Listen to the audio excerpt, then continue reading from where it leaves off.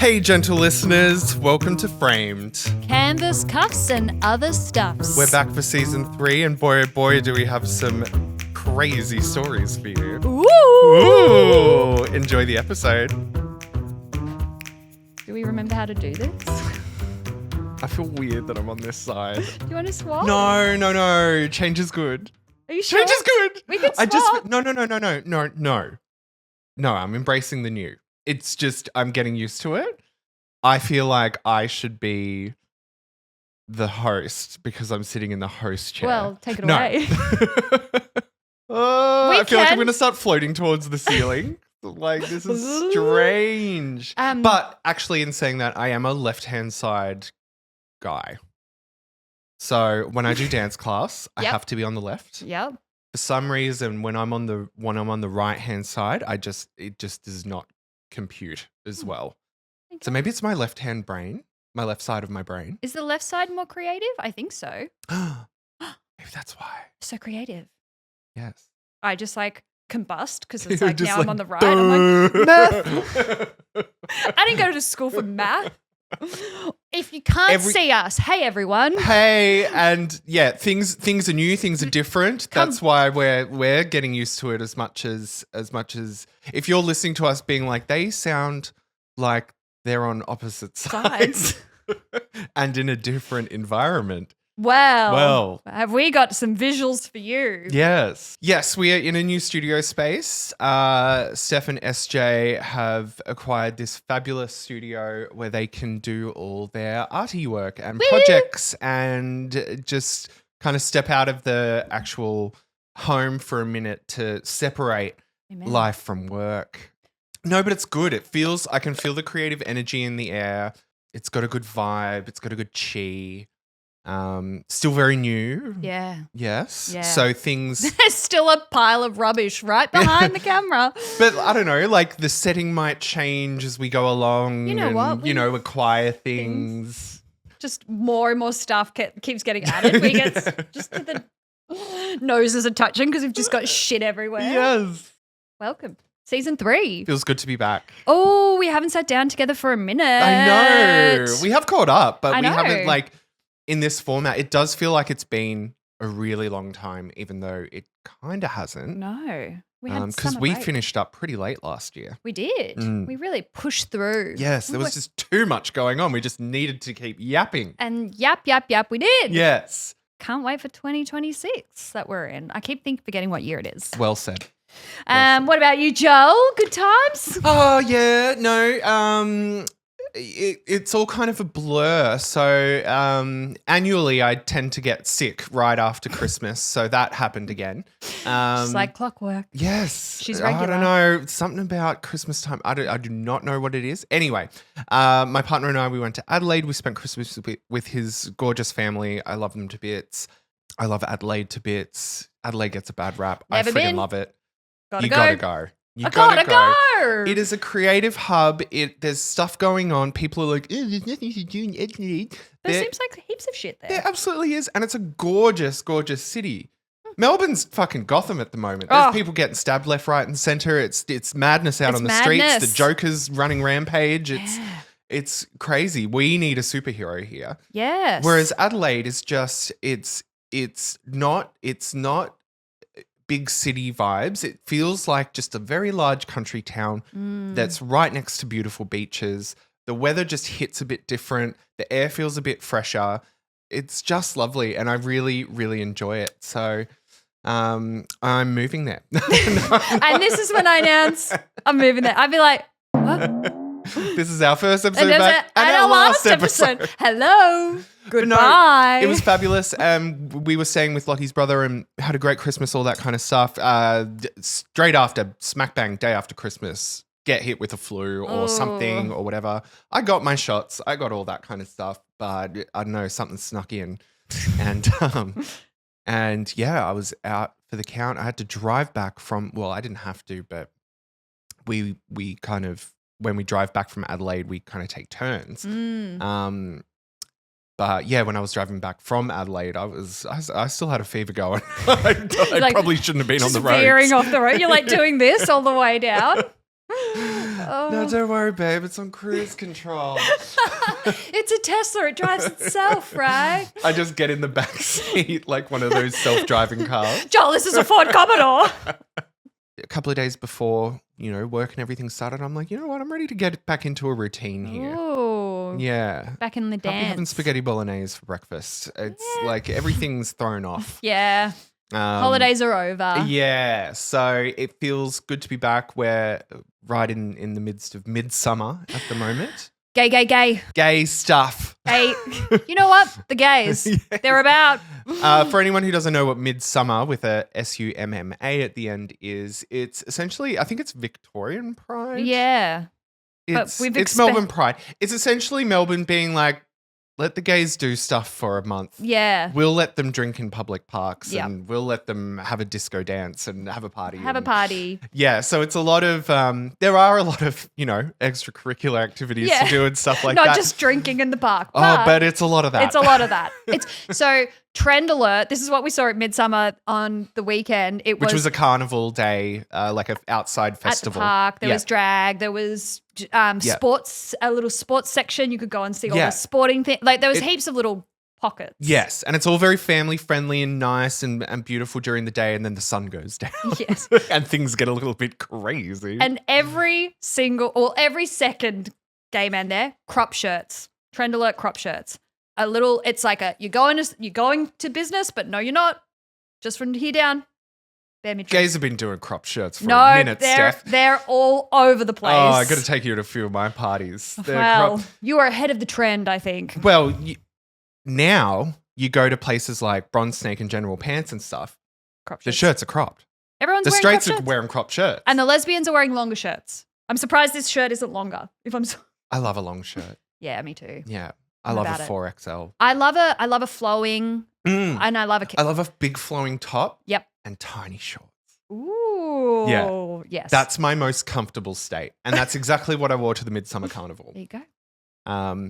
But yeah, so lots of stuff happening on weekends. They're for some reason Midsumma's obsessed with making everything worth going to on a Sunday. Yep. Why?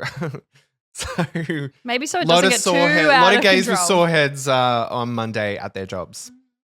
Yeah. So we have like Mardi Gras and stuff. Oh yeah. They do give us a lot, don't they? You know what? Maybe we've got too much power now. I'm like, aren't we exhausted? Should we have a little rest? Yeah. Maybe we should take some of this back. It's just because gays just are obsessed with partying. You know what? Yeah. You can't have a day party with a group of gay guys without it ending in just mess. You're not mess. wrong. It just takes one person to go like, hey, should we go to the Peel? And then it's just 3 a.m. Game over. Yeah. That's why I chose to be gay. You know what? It is a choice. It is a And choice. I'm glad that you're saying this live on First air. episode back. Being gay is a choice. Try telling that to young me playing with his action men. Because you better believe it, I was stripping those Velcro clothes off to see his abs. Why is he so smooth down there? Oh, dear. All right. Well. Welcome back, everyone. Welcome back. Did you miss us? Yes. Right. All right. What I wanted to talk about. Go. Another prediction that I made. Hello. 2 nights ago, I went to dinner theatre. Dinner theatre, which I still... What did I say? What did I say? Still think about. We got invited to would you classify like burlesque cabaret as dinner theatre? Yeah. Are you eating a meal whilst watching a show? Absolutely, on tiny little circle tables. That is dinner theatre. There is a big revolving like circle platform in front of us. There is a girl doing burlesque, swallowing swords. Oh my goodness. There was a girl, her name was like Little Miss Bubbles or something like that. She was a bubble artist. Oh. Now, when I tell you, like they said, oh, Miss Bubbles is coming out. I'm like, oh God. Right. What kind of lame bubbles is she blowing? I've never seen something so close to magic in my entire life. Really? Real life magic. She was blowing, but she comes out in a cool little like outfit or whatever. She's got a little bar cart with what looks like cocktail shakers and stuff, but she's got the bubble mixture in the cocktail shakers. And she is blowing bubbles. She's putting bubbles inside of bubbles. She's stacking bubbles on top of each other. She's got a thing that makes bubbles with smoke in it. Oh my goodness. And then she puts the smoky bubble inside the normal bubble, and then she pops it. Puts herself in a bubble and floats away. She did this thing where she stacked 2 bubbles on top of each other, and then she blew tiny bubbles around the center where they were connected, and the bubble was wearing a little necklace. Oh. Steph? Do you not understand? It blew my mind. Oh. It was outrageous. That is. We had the best time. The place was called Piper's Playhouse. It's at Crown Casino for those living in Melbourne. I don't know how long it's here for. I think it might be like a temporary thing. It could be here like just for the tennis. I'm not sure. Oh, yeah. But Lockie and I were lucky. Lockie was lucky enough to get tickets. +1. Yes. And I was the +1. We had fabulous seats right next to the stage. Amazing. And yeah, we were eating and watching the show, and I'm just like, baby, this is dinner theatre, This is dinner theatre. And did we have a great time? I don't know how do we do this anymore. Segue in. I'm feeling comfortable on this side now. I feel I've settled ready? in. I've settled in, and I'm aching to learn something. All right. I'm positively aching. Let's learn, shall we? Yes. I've brought a prop today. I thought let's try a bit of a murder board situation. Yeah. We'll see how it goes. I love that kind of stuff. So I don't have any red string, unfortunately. So we'll have to just CGI it in. I'm leaving. Get out. Alrighty. It's fun watching people walk past the window. I know. There's one guy who walks past all the time, and it's like he walks up and back so many times a day. He's got a pram. He's got a little baby, and he's got a little dog, and they just walk back and forth. And I see him, and I'm like, one day I'm going to say hello, but not today. Not today. We just awkwardly pass each other now and just go. What if it's not a real baby and it's like a dolly with its like eyes cut out? Oh my gosh. It's fully insane. I'd be like, okay, goodbye. Would you like to come in? Actually, tell me more about the doll. Take a seat. It's 2011. We're in New York City, baby. It's one of those mornings in upscale New York where, in a lavish brownstone, a couple sit at a large wooden table swapping parts of the paper over toast and coffee. Oh, heaven. The woman pauses. Her hand stops mid-motion. Her whole body goes still, like something in the room has shifted. She inhales sharply, and then she gasps. I've had some time, guys, to write. To write. Do you take creative liberties with these setups? Setups, a little bit. Okay. I'm like, I love it. It's so setting the scene. You're really setting the This scene. is I am there. I'm watching that couple. Fly on a wall. Yeah. She slides the paper across the table to her husband without saying a word. He reads, and you can actually see it happen in real time. The way his face changes, the scowl, the jaw tightening, the kind of look you get when your brain is running ahead of your body. The article headline... Sounds like me in Midsumma last weekend. The article headline splashes across the page. A fake Jackson Pollock, with a man named Pierre Lagrange filing a lawsuit against the Knoedler Gallery, claiming Knoedler knew they sold him a fake painting. Pollock's Splatterman. He's a splatterman. Splatterman. Yeah, he is. Now, why would this make this unsuspecting couple pause? Well, it's because these two people are Domenico and Eleanor DeSole. And hanging right behind them is a Rothko, an artwork purchased from the Knoedler Gallery. Eleanor gets this sick, sinking feeling, and Domenico does the math. If the Knoedler Gallery has sold one fake painting, would it stand to reason they may have sold more? Bum, bum, Domenico bum. and Eleanor. Dun, dun, DeSole. DeSole. Sexy name. It's probably like DeSole, but Maybe. there's no accent over the E, so we're going to stick with DeSole. My son Rufus.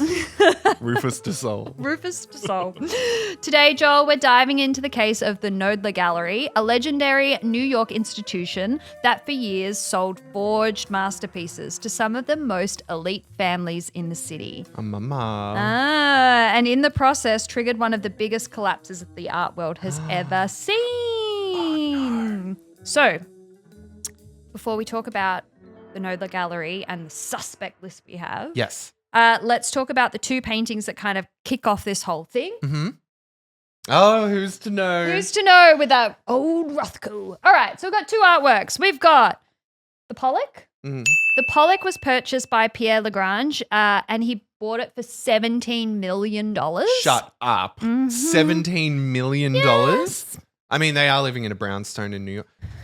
What does he do? I know. So there was a controversy many years ago when Australia bought a Jackson Pollock. Do you remember Yes. this at all? And we bought it, and as a government, And they're like, why are we spending the money that on money, and now it's worth way more. Yeah. So there you go. So this is one of the Pollocks. $17 Million. million.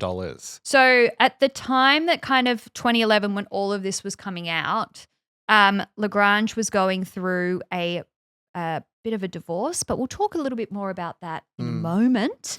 And then we also have the Rothko, which is it the right way up? Who knows? We've We got don't the know. black on the bottom and the red on the top. We'll find out one day. And this was owned by Domenico and Eleanor de Sol. So they paid $8.3 million for this one. They just have too many millions of dollars. Yeah. That amount of money would change my life forever. And they're spending it on paintings. Don't They're think. brownstone. I know, but don't just. I hope they bought. No. Be happy for people. I think there is an element when we talk about cases like this where we don't feel as bad for the victims because, like, no one's died in this. No. It is you bought a painting. It's fake. You've lost out on $8.3 million. That's a lot of money. It's a lot of cheese. But you're so wealthy that I'm like, it's a drop in the ocean. Yeah. If you've got $8.3 million. Like, it's annoying. Yeah. It's Like like, you're like, oh, oh, God, God that's damn annoying. it. It's like when you Oh, we're lose it still like going- $50 when you're out Yeah, clubbing. we're still going for dinner tonight. Yeah. Oh, yeah. Yeah. But, God. Give the Now chef the night now I'm in off. a bit of a mood. Alrighty, so this is Pierre Lagrange. He does look like a Pierre if I've ever seen. So Pierre is Oh, he's a bit handsome, isn't he? yes, Mm. he's a flamboyant London hedge fund tycoon. So he got the coin, and he's an investment banker. So 2011, he's going through a nasty divorce, and the divorce becomes weirdly important because it's what pushes him to try and sell his Jackson Pollock. Yeah. So, you've got to melt down some assets. We've got to split the money. So this is where things start to kind of come out because Lagrange is trying to sell this painting, and there are like a few big auction houses like a Christie's or a Sotheby's or what, there's a few big auction houses in New York City and none of them will take the painting. One big reason is because Jackson Pollock signed this painting and has spelt his name incorrectly. Really? So instead of it being Pollock, it's just Pollok. When you're buying a painting by Jackson Pollock, would you not check the signature and go, But that's weird? it could also be one of those things where it's just like, this is the one that he did where he spelt his Was own the name wrong. I just This is start like, signing my artwork. Like, it's like with vintage dolls and stuff like that. Like maybe like one of their pupils is off, or Yeah. like their eye color might not be like the perfect eye color and whatever. And for some reason, those dolls become more sought after because there is a issue with them. yeah, exactly. So is it? I thought that would make it more of a get because it's such a Well, if Why maybe Jackson Pollock painted the painting, oh yeah, that's right. it might be. That's right. Oh yeah, yep. Gotcha. But I think we will find that maybe he didn't paint this painting, Joel. Yep. You know what? That makes sense. If Because it- I was also like, how do you spell your own name wrong? I Yeah. don't know. Pollock might have been on the I mean, wines, you know? He All was, he's doing is he splatting was on the wines a lot. He really, really was. All right. So then we also have Domenico and Eleanor. Alrighty. They do look lovely. They look nice. Nice. So they're a prominent power couple and art patrons. They've got a pretty hefty art collection. Domenico is a Harvard Law graduate and he amassed his fortune in the high-stakes fashion industry. He was the former CEO of the Gucci Group, and he was the co-founder of Tom Ford International. Ooh. I know, a cool guy to know. And while currently, so at this point in time, serves as the chairman of Sotheby's, he has admitted that he is more comfortable discussing luxury accessories than fine art. So his wife Eleanor is the one who's kind of Eleanor. She'd be an Eleanor. Yeah.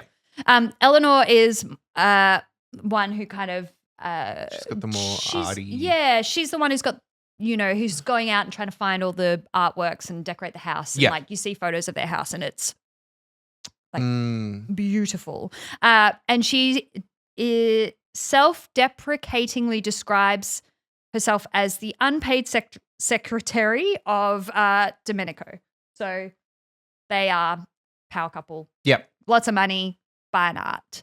And they're also, they're not naive to this art world. They're not like going in being like, I've got money all of a sudden, I'm going to buy this painting. But they buy this Rothko, which if you have the opportunity to buy one of the greats' artworks, you would jump at that chance if you had that money. Yep. Because the thing with these artists especially is, well, once they're dead, that's it. That's the amount of artwork they've presented. And if there's a finite amount of artwork, only so many people can own it. So it's like, if you can get your hands on one, it's that upper echelon of, look at what I've got. It's ego boost. Yes. I like the fact that she's a bit self-deprecating. I like that kind of humor. I feel like because they both seem a bit self-made. So he's done the Harvard. He's like gone into fashion. He's working in his passion, all that kind of stuff. It's not like, well, I don't know what their family's like, but they don't seem. It's quite. So there is a documentary about this case. If you want to watch it, it's called Made You Look. I love that title. Yeah. So and they're in it, and you kind of watch it, and just Eleanor's demeanor the whole way through. She's like so angry, but like. She's just like, yeah, and then I went and bought this painting. Like I'm like, you'd be fun to have a wine with, I think. You've got all the secrets. I'm getting that vibe. You're ladies who lunch, but you're switched on. Yes. You're not a dummy. Yeah.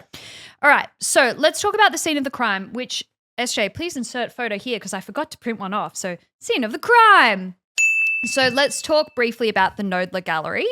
In 2011, the doors shut suddenly after 165 years of being open and part of the art business. So how did we get here? So I'm going to give you a quick zoom through history. In 1848, the Knoedler Gallery was created. His vision was by Michael Knoedler.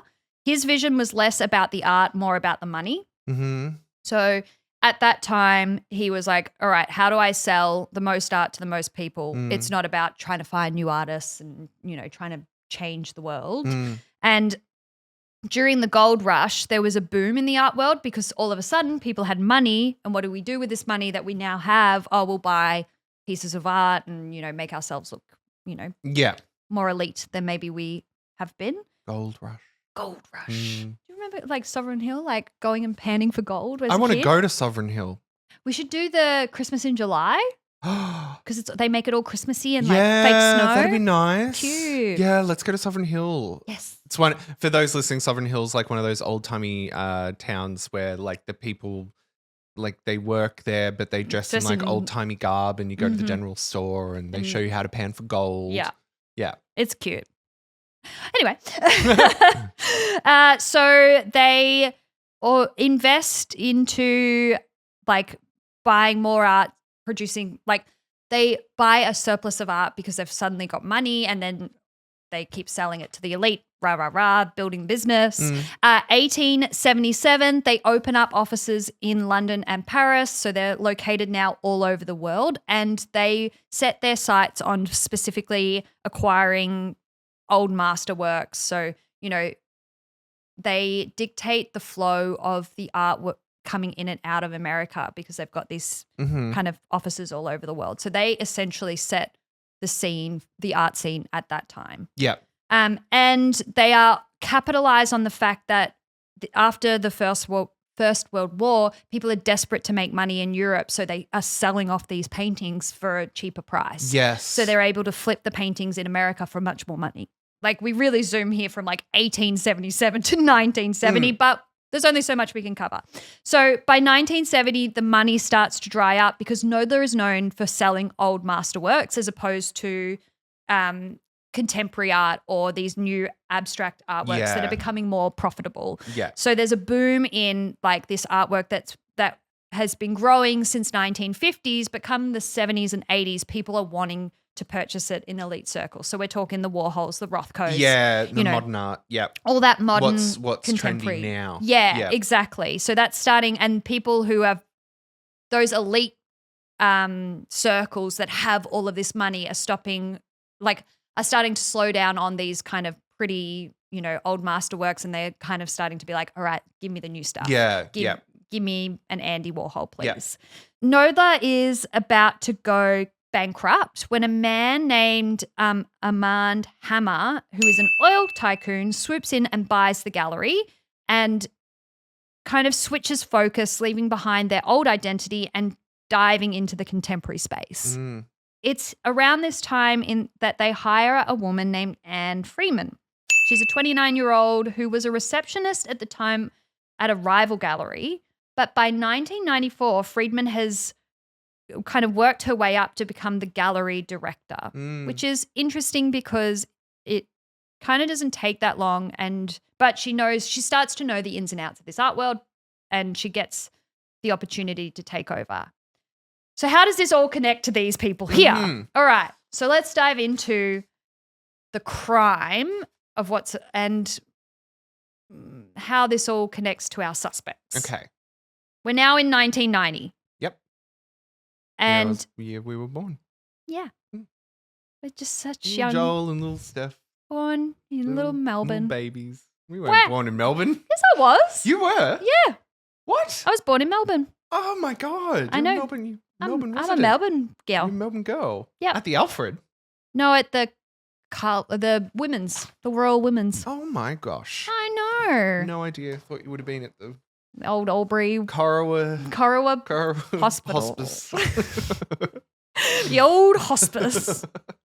So 1990, Anne takes over. She's now the director. All of a sudden, these, I guess what we call like the blue chip names of, like, they're called blue chip because it's like how prestigious they are. We're talking Pollocks, Rothkos, and Motherwells are coming through the door. So Anne's just taken over. All of these kind of paintings start to arrive.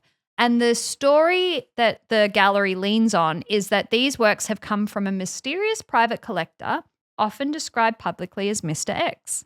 Mr. X. When they said it in the thing, I just kept going, Mr. X.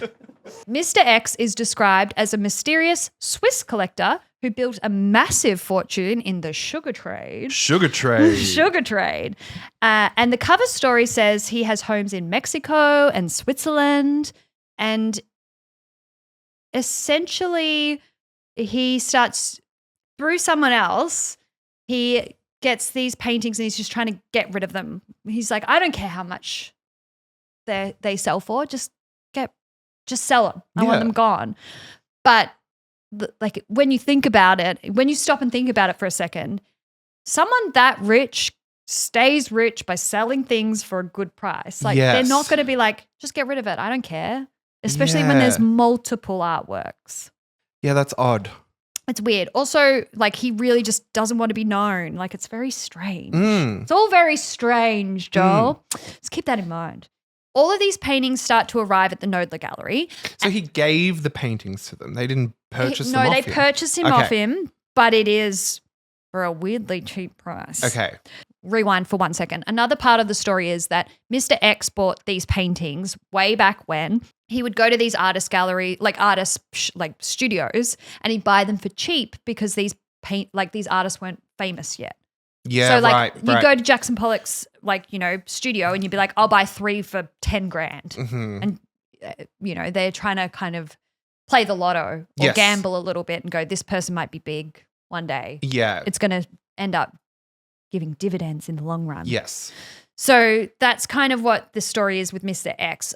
My apologies. Mr. X's son is the one who's trying to sell them to the gallery. Oh, okay, gotcha. So yep. Mr. X collected them. Mr. X Jr. selling them. Mm-hmm. So, Little X.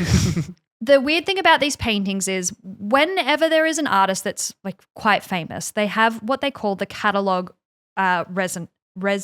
The catalog resume. And what that is it essentially catalogs every single painting that artist did. So not only do we know like we just know what they've painted throughout their life. Uh-huh. Essentially, it's the Bible for each artist. Okay. Usually a famous artist, each artist will have Everything's been logged. Yeah, essentially it's to help with the provenance of everything. All of these paintings that pop up do not exist in these books. Well, okay. Mm. Isn't anyone noticing a few red flags here? Yeah, you'd think. You'd think. Now, it's not unknown, like it's not unheard of that artworks would pop up and be like, this wasn't catalogued or, you know. Because it was his early stuff. He wasn't doing that then. Exactly. Yeah. And, you know, something might get lost. As we know, provenance isn't always the be all and end all. Like things can happen, but every single painting is not in one of these books for these artists. Yep. There's a few red flags, but let's bring in our first suspect of them all, which is the woman that we've been talking about for a little bit, named Ann Freedman. She is the art director of the Knoedler Gallery. Mm. There Now she did it. She looks so lovely though. Yeah. But so sorry, just to recap. Yep. Are we still in 1990? Mm-hmm. Okay. But she's only just taken over in 1990. At the start, so she's green. She's green. Okay. Now, this all happens over a period of about 10 years. Gotcha.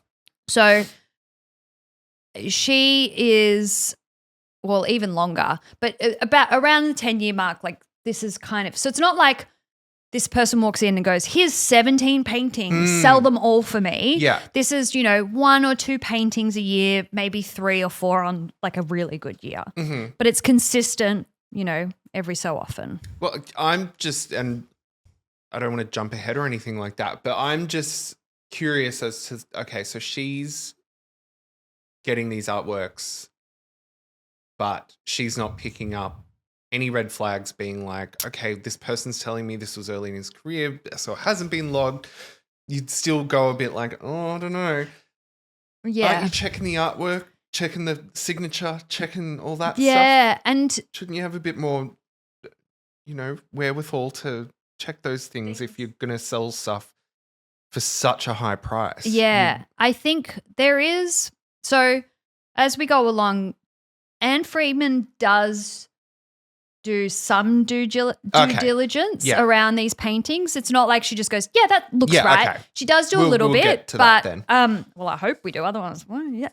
Well, that's just my question. No, but yeah, there is some. So it's like all of these red. Because I wouldn't. I'd be like, oh, Pollock, ooh. Sell that for 8 million. But I don't work in the industry. Yeah, and there are, you know, you would probably see like, oh, that's a red flag that it's not in the catalog. But then I've gone and, you know, sent it to like Rothkos, or I've sent it to someone's, you know, there are experts on each of these artists. So you could be like, all right, can you look at this painting for me? Can you look at the signature, look at the paint? I mean, I can spot a fake Labubu from a mile away. Whereas I could not. I'm like, ooh, real Labubu right there. All right. So Ann Freedman rises inside the Knoedler Gallery over decades. She goes from receptionist in the late 1970s to director by 1994. Okay, working your way up the ladder. I know. Get it, girl. She's known as an incredible salesperson with a client list that includes multiple billionaire collectors and museum-level connections. So she knows what she's doing. 1994 is the first year that she becomes director, and it's when they start to get these paintings that are kind of trickle in over the next 15 years. Freedman is the person who's selling them and defending them. So her credibility, as well as the gallery's credibility, is kind of on the line. It's like if you've worked yourself up into this world, you don't really want to be caught selling fakes because then your credibility's shot. Yes. So I don't know. I go back and forth between this one. Anyway, so she has she starts to sell these paintings. Now, weirdly, so this person who we'll talk about next, like suspect number 2, comes in and goes, I'm trying to get rid of these paintings, and Anne starts to sell them, but she buys them at very low prices, like almost too low. So like she'll buy the Rothko for like $900,000, which is still a lot of money, Yeah, but she's selling but in it for the scheme of things- $8.3 million. Yes. Yeah. So the gallery is making a shit ton of money. Also, Anne is making a shit ton of money. She earns in this kind of 15-year period in commissions alone at least $10 million. So that's not just her salary would be high as well, especially the more you sell, but this is just commissions from these artworks. She's making over $10 million. At this time, the Knoedler Gallery is kind of going through that transition again of they've been purchased, they've had a few good couple of decades, but they're kind of getting to the end of their era. Like if something doesn't change soon, that gallery's going to close. Yeah. So if you've worked your whole way up in this world through this one gallery, you'd probably try and do whatever you can to keep your job, keep the gallery open. And not risk. Yeah. So yeah, she's making a lot of money from each of these pieces. She's buying them super, super cheap and selling them for super, super lots. So she'll get a Pollock in and she'll get an expert to come in and look at it. Now, it gets a bit murky here with what experts said what. Gotcha. So okay. Some experts said, I would never have authenticated this. Some said I did. Like, it's all a bit weird. Interesting. So, Anne does send away. Yes. Sorry for the technical issues. Okay, so she was getting art scanners. What are they called? Art people to come in, certifiers. Yes, certifiers. To come in, look. Some were saying nah, some were saying yeah. Yeah. Basically, Yeah. So, she got someone's like son, like the Rothko's son to come in and be like, wow, that's a beautiful piece. It's like, well, that's now him giving his name to that. Like, but then she'd also send some away and some would come back saying like, yep, this is definitely, or some would be like, I don't know. Yeah. So there's some red flags here. And I think the glaringly obvious one is the Pollock with the wrong name. Does she know, or is she just turning a blind eye because she needs the win? I think Anne's turning a blind eye, but let's meet some new people. Glafira Rosales and Jose Carlos. Okay. These two come on board because Glafira is the person who's bringing the paintings to the gallery. Right, okay. Jose is her boyfriend. Now, Jose has a bit of an interesting backstory. He has, in the past, maybe been caught dabbling in fake paintings before. Okay. He has... My suspicions are rising. Yep. So he has maybe sold a few fake paintings before, gotten caught, but nothing too Bad extreme. has happened. Yep, okay. You know, so it's probably a slap on the wrist, off we go. Glafira starts to bring the paintings to Anne and gives the story of this rich Mr. X who, you know, has all these paintings that he's trying to get rid of super, super quickly. If you were a con man or woman, maybe you would target someone who's just started their career as an art director and start to be like, all right, they're in a vulnerable position. We could probably play on that. Jose has said repeatedly he never met Anne. So it's just been Glafira. So God, I love saying her name. I know. And you know what? She looks like she'd really cook you a good home-cooked meal. Yes. But he looks a little bit maybe suspicious. He does look a bit suspicious. So there's a few weird things here. Like Glafira insists that the payments for these paintings be broken down into checks under $10,000 to avoid federal reporting. So the gallery is making way more money off these paintings than Glafira. But Glafira is still making $900,000 essentially from one painting, and then she's not putting that into her tax bracket, is she? So she's making, at least probably about $1 million a year selling this paintings. So it's enough to be living on. And she's getting the money sent to her in chunks so nothing gets flagged. Yeah, exactly.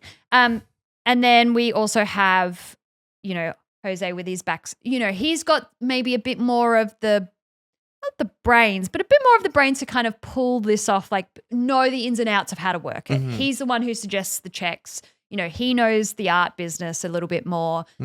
And maybe Glafira is smart, but she can sell the story. It's that thing playing on that thing. If Jose walked up to Anne, she probably wouldn't believe him. But because it's a woman walking up to another woman, I think there's an element of trust. Yeah.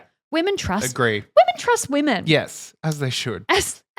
Sometimes. Depending on the situation. There's some untrustworthy ladies out there. Yeah, so she brings these paintings over a period of many years. When Anne starts to question Glafira on, a bit more about Mr. X, sometimes the stories don't add up. Sometimes the story changes a little bit. There's like a thrown in story at one point that he was like trying to sell them off and his wife couldn't know because he'd met these artists in like this weird gay underbelly kind of situation. Like it was all very – story starts getting starting to get elaborate, these stories. stories. I mean, you've got to keep your story straight for 10, 15 years. It's going to start to go off the tracks a little bit.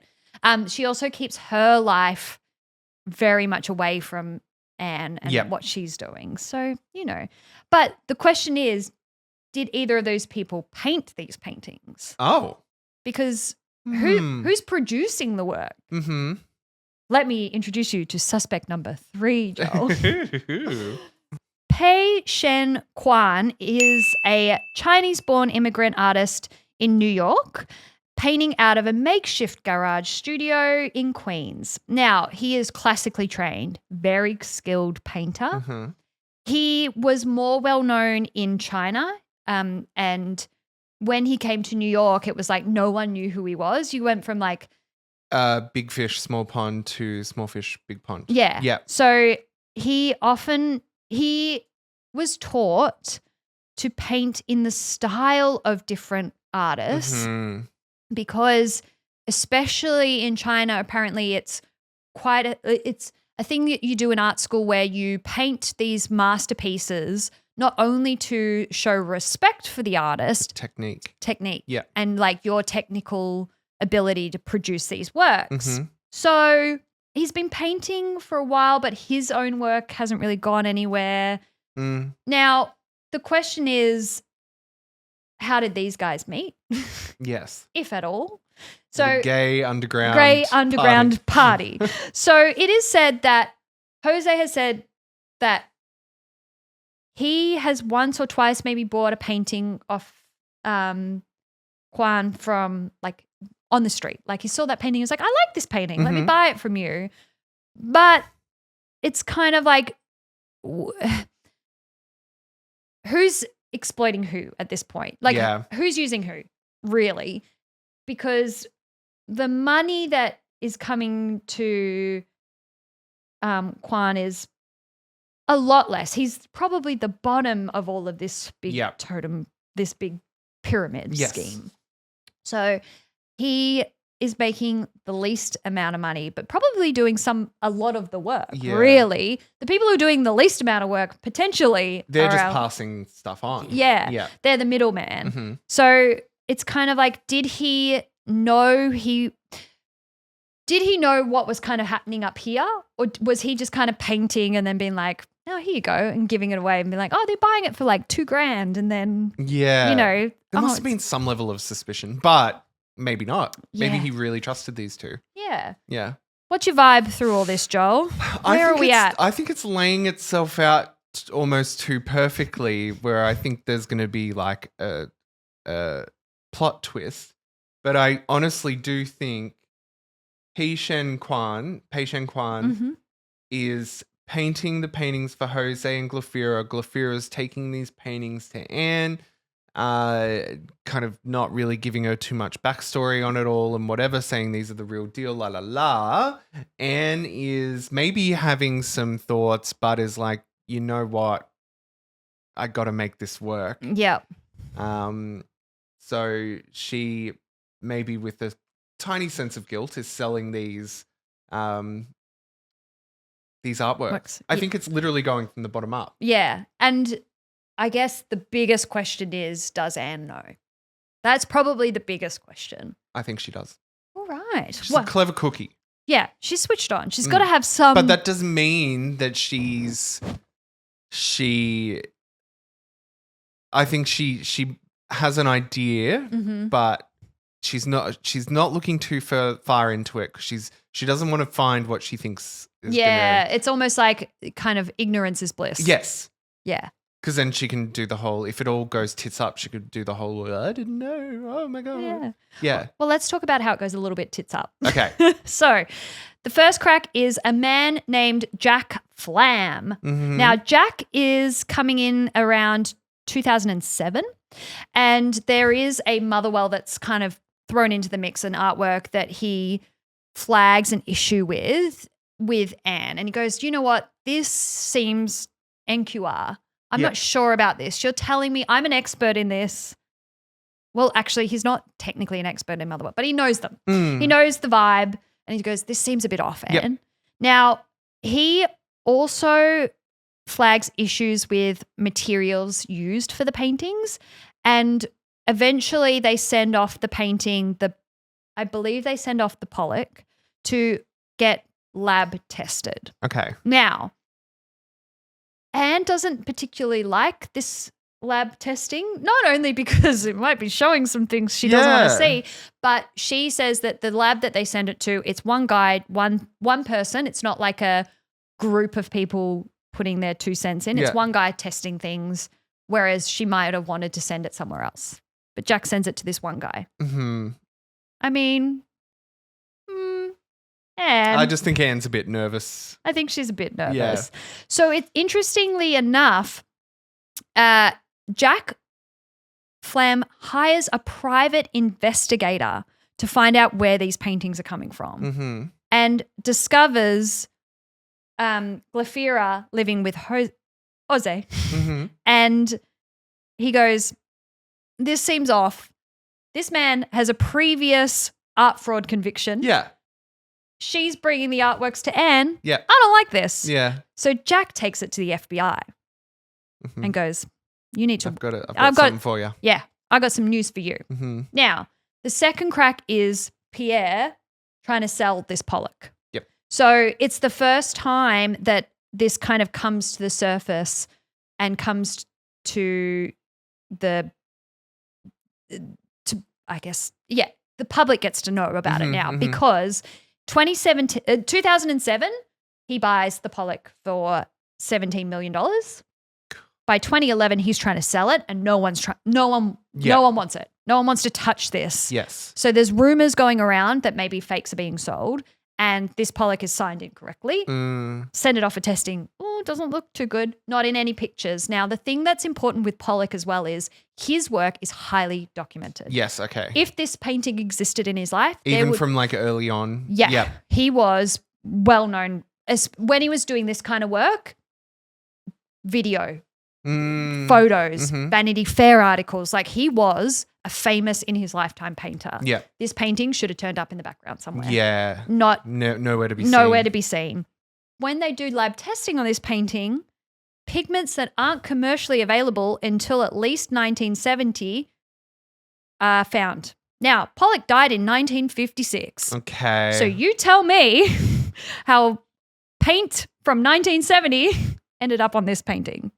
Time traveled. Yeah, he came back to the future. So she's a fake. She is a big old phony. Big old phony. Now, it is said that Pierre loses his mind at Anne, confronts her, says some pretty awful things. I mean, it's a lot of moolah. It is. Yeah. And also he's going through a bad divorce. Yes. So it's not. He's stressed. He's stressed. Yeah. He said at one point it's quoted in potentially, that he said, I will set you and your life on fire. Ooh, how dramatic. I know. I will set you and your life on fire. But it's Anne, apparently, she claims she didn't say this. She's like, bring it on. Bring it on, bitch. She has said that she didn't say it in these words, but he has said she agreed to try and sell it to someone else. She said, I'll take the painting back and I'll sell it to someone else. And he's like, so somebody else can be the fool? Yeah. Like, no, this has to stop. Anne. So whilst this is all happening, a few days after this big kind of break in the case, the Knoedler Gallery closes its doors and it goes, we're shutting up shop. We'll see you later. Okay. Now, potentially it's because they're about to get stung Found out. with a lot of lawsuits. So what do? The business doesn't exist. Yeah, it's not here anymore. Not here anymore. Don't worry. Stop sending letters. Yeah. Can't phone us up. Set fire to the paintings, throw them in a river. Yeah. And at this point, Anne had been asked to leave as well. So no one's Anne done fucked up. Yeah. Regardless, she's fucked it. Yeah. FBI starts to follow the money and realizes that the money that is so money goes from gallery should be going to Mr. X. Okay. Not going to Mr. X, going to an account under these guys' names. Yes. An offshore account, mind you, but still an account. Now, not only does this show there's no Mr. X, it's entirely a fabricated story, they're not putting that money into their income, so therefore they get them on tax charges. Yes. So it's always down to the IRS. So the FBI kind of goes, well, you know what? We might not be able to get enough evidence to convict these guys for the fraud of the paintings, but we have enough evidence to get them on tax evasion.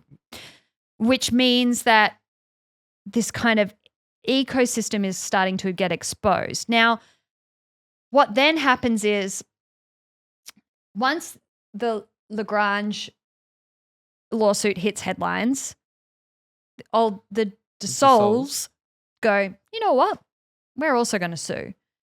So there's at least these two are the only two that get named in these lawsuits, but there's at least 10 lawsuits that fly immediately to the Knoedler Gallery and Anne. Now, 9 out of these 10 lawsuits get settled out of court, but 1 goes to court. Okay. And that's the Dissolves. We followed the money. Lots of lawsuits. Yep. We're kind of at the outcome of everything. We're kind of where we land. At this point, so the FBI arrests Glafira and she actually ends up pleading guilty and serves 3 months in jail.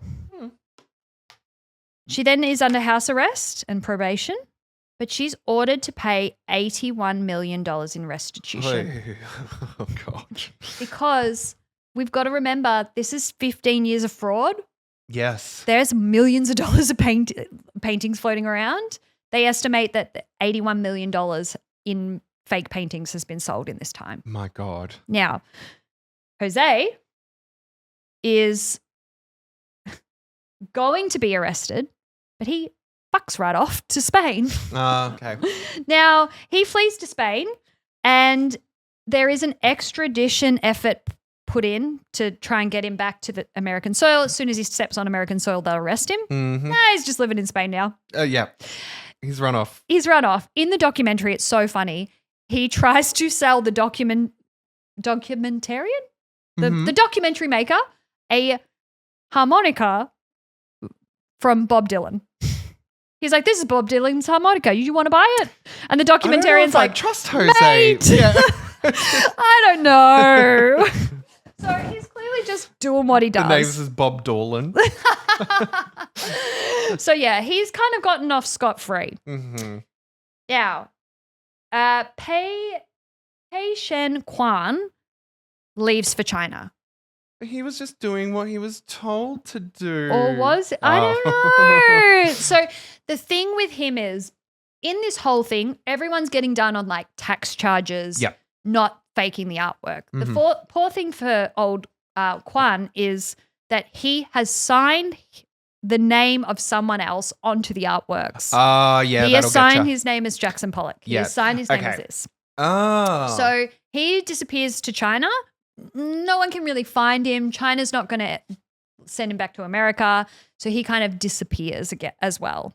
So the interesting thing is when these documentarians go and look around and find him, they don't get an interview with him, but they find that there are multiple factories set up in China that replicate these fake works and send them to dealers in America. I am not shocked. Yep. So the thing here is, and I guess it's the big question of the whole, I'll save that question for last. Okay. Anyway. Okay. So he disappears. Now, the Knoedler Gallery closes and the legacy is destroyed overnight because they have been in the business of fakes for about 15 years now. But also open since the 1800s. What a way to go out. I know. The owner at the time is Michael Hammer, who was the son of the guy who bought it in the 70s, Armand. Yep.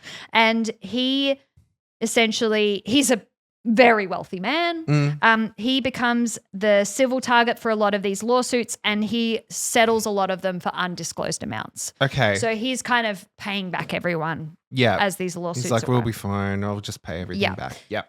Now, Anne, our final suspect. Yeah. Do we Life. Electric chair. She's just send her out, put her to pasture. What do you think happened with Anne? I think Anne was clued on to what was going on, but she was more so in the state of mind of like, I'm not going to dig too deep into this. I think I've got my suspicions, but I'm just going to keep rolling with it. Pollock's name spelled wrong. Well, that's kind of weird, but that's whatever. kind of weird, but let's sometimes I sign my name wrong. Yeah, exactly. So I don't know. She's orchestrated the whole thing, hasn't she? Do you think she was ever arrested? She's married to Kwan. She was never criminally charged. She was never brought to any kind of, I guess. However, I will say this. She has been sued repeatedly. Yeah. So she has been sued and most cases. So she is normally sued in conjunction with the Knoedler or with Michael Hammer. Technically, she is kind of like the middleman. Like the Glafira and Jose did the real dirty. They spun a story to Anne, but Anne, of course, would have known something was sus. You'd think. You'd I mean, yeah. So Anne's coming off as like, oh, I've been fleeced, but Anne I don't know, knew Anne. what was going on. So Girly. to this day, she has said that she had no idea that it was happening, that she stands by, that she thought they were real. I know. But she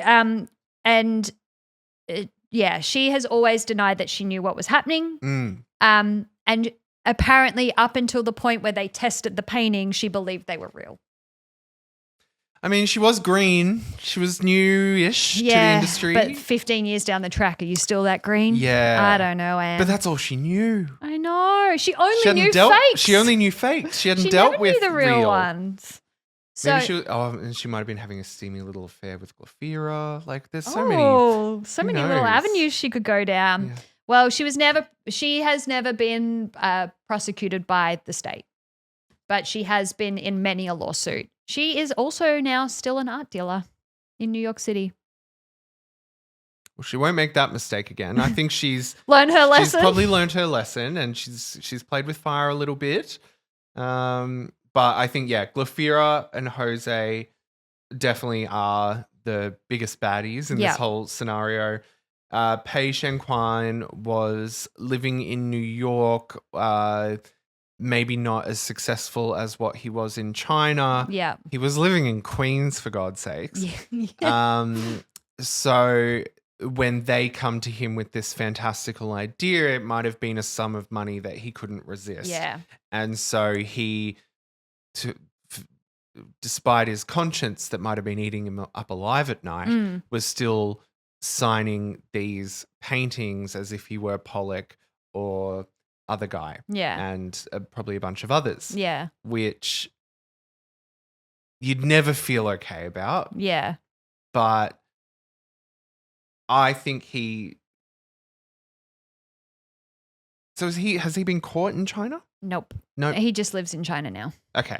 because China's not going to arrest him because they don't. But he can't come to America. He ever would. again. He wouldn't be able Yep. to come to it. Okay. No, and neither could Jose. Yeah. Okay.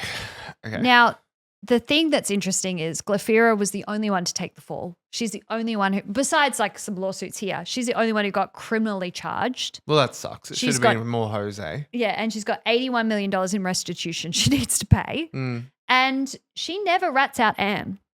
So regardless of if Anne knew or not, Glafira never implicates her. Well, then that might be a sign that Anne literally Didn't know? had no idea. Or is she just going, yep, I'll take the fall? I don't know. Surely you'd flip when you're in that situation. I sure would.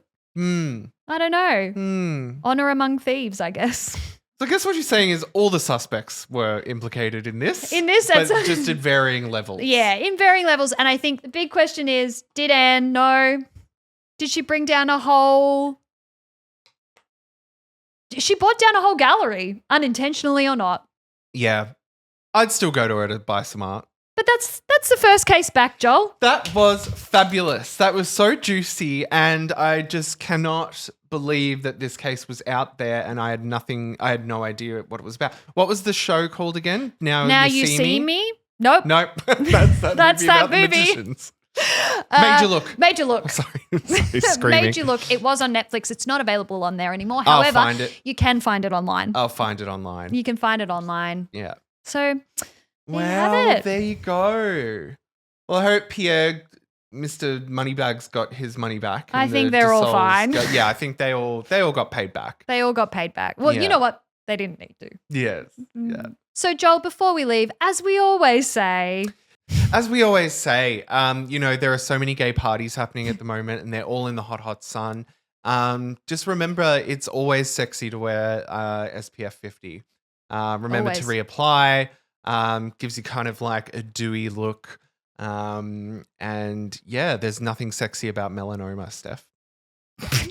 no, SPF 50 always. Always. I'm And a pale reapply. girl. Reapply. When you're out day drinking, you reapply that SPF 50. Reapply. You know what? Every 2 hours, you should be reapplying. Yeah. You know what? Wear sunscreen all year round. Yes, People swear by it. I do. The sun's always there. Yeah, it's not going anywhere No. for now. And we in Australia live right under the ozone girl. So Yeah, get it. she's Slip, gonna slop, get ya. slap.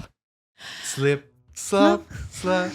Slap on sunscreen and slap on, On a hat. Slip, slap, slap. Aha. Until next time, goodbye.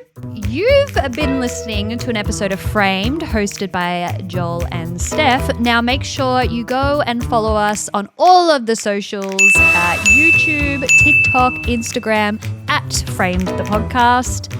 Make sure you follow and tell one friend. Just one. Just one. Like we always say, Like- just tell one friend. All right. Goodbye. Bye bye.